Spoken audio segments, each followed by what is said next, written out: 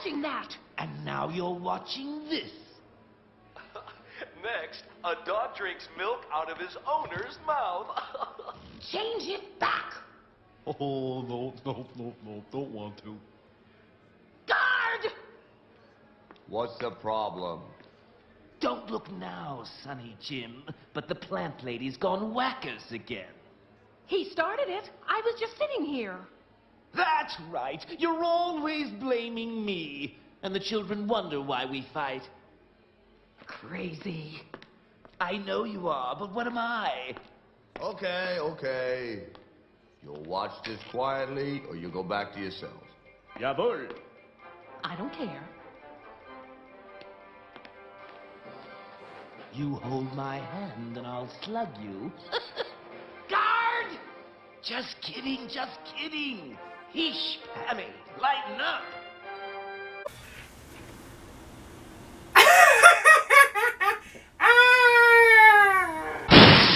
How dare that smug, preening fool try to cash in on my image? Now who should lighten up? Hey, what's up, ghouls and gals? It's me, Ryan.T here, and today I'm going to be reviewing Joker. Alright, like all my new movie reviews, I'm going to keep it short, sweet, simple, and to the motherfucking point. Alright, let's get it started. Joker stars Joaquin Phoenix as the titular character Joker, aka Arthur Fleck, and it also stars Robert De Niro, and it also stars Frances Conroy, who plays the Joker's mom, Mrs. Fleck, and it also stars comedian Mark Maron in a small role, and it also stars Zazie Beetz in a small role, and it also stars Atlanta actor Brian Tyree Henry in a small role. This film has an impressive cast, and this film was also directed by Hangover director Todd Phillips, which was really surprising for me to find out because, you know, he's the guy that directed The Hangover. He directed a lot of other comedies, like the film that came out in the early 2000s, Road Trip. I think that movie starred Tom Green, and it was just surprising to me because you would have never thought this guy, the director of those movies, would have directed this movie. So that was surprising to me. So that's your director and your cast, and first off, I want to start off by saying The Joker could have been one of those movies that could have been a spectacular failure, like they swung for the fences and missed, and I'm here to tell you that is not the case. This movie is it knocks it out of the park. It is a really great movie. It is aesthetically pleasing. It's directed very well. It's acted very well, especially by Joaquin Phoenix. I mean, if this guy doesn't get a fucking Oscar nomination, let alone win an Oscar for this film, those Oscars are fucking rigged because he brings it. He really, really fucking brings it. He brings it as Arthur Fleck. He brings it as Joker. He plays these characters like if they're two separate people, in which they kind of really are. It's kind of the same principle as Bruce Wayne being somebody and Batman being somebody totally opposite. And Joaquin Phoenix embodies that, you know, completely in this film. He totally encompassed himself in this role, and it really shows. I mean, he lost a lot of weight for this role. He went full method, and this movie benefits for that.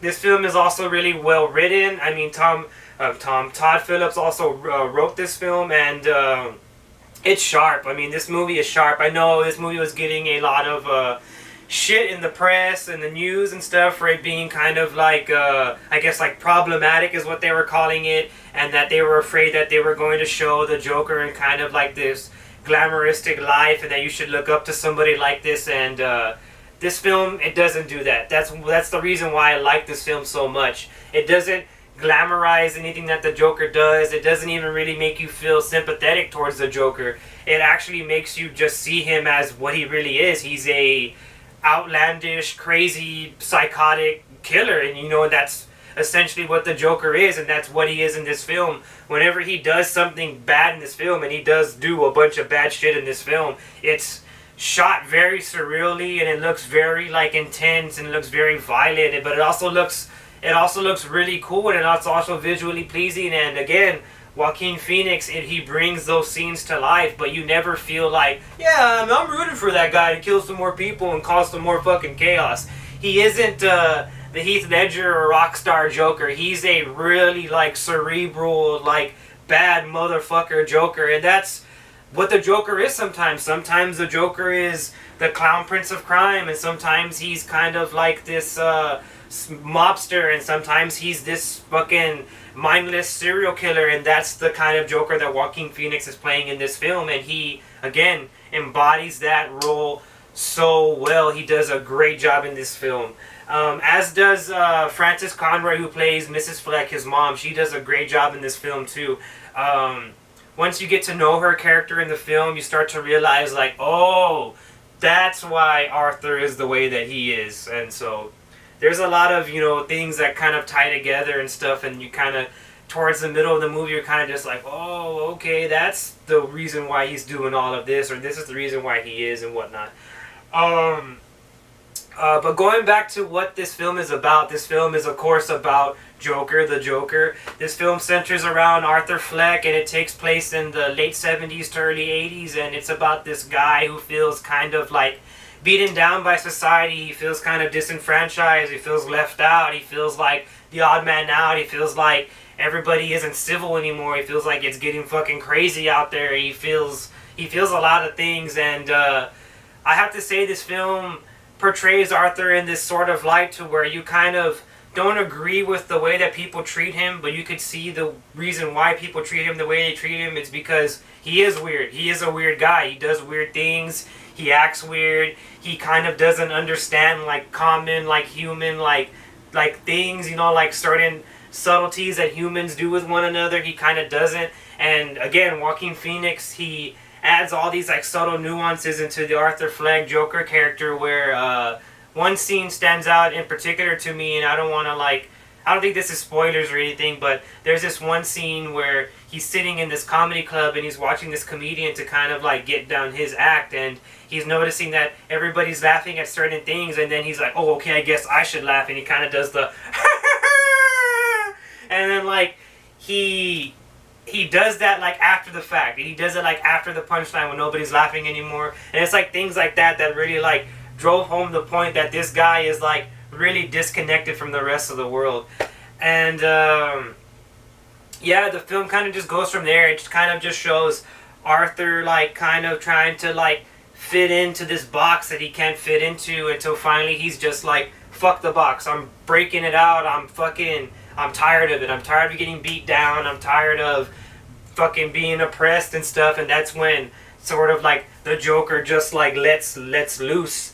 And I know a lot of people, or at least I feel like a lot of people, were hoping for this to be kind of like a very comic book accurate origin story, and that's not what this film is. This film is a character study about a man who is like severely depressed, who has like a personality disorder, who has like this who's in this painful situation, and he uses this character that he comes up with to kind of like escape that and stuff like that. So this is what this film is about. This film is a character study. This isn't your typical comic book movie. Yes, there's action in this movie. There's a couple of cool action scenes in this movie, but that's not what holsters this movie up. I mean, this movie is holstered up by good performances, good writing, good direction, and this is an actual movie. It isn't, I mean, I love the Marvel films and stuff like that, but this isn't a Marvel film. You're not going to see the Joker going to fight against Batman for, you know, Gotham City and shit like that.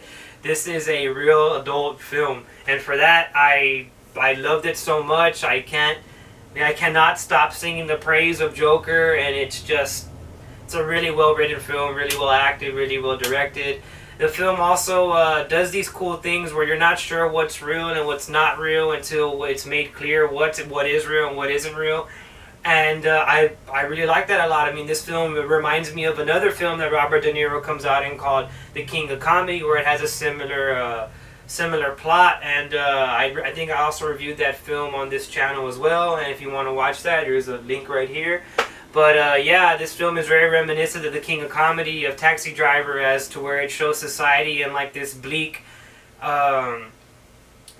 outlook, and it shows this guy who's kind of like a loner and what he does to deal with said like bleak outlook on society.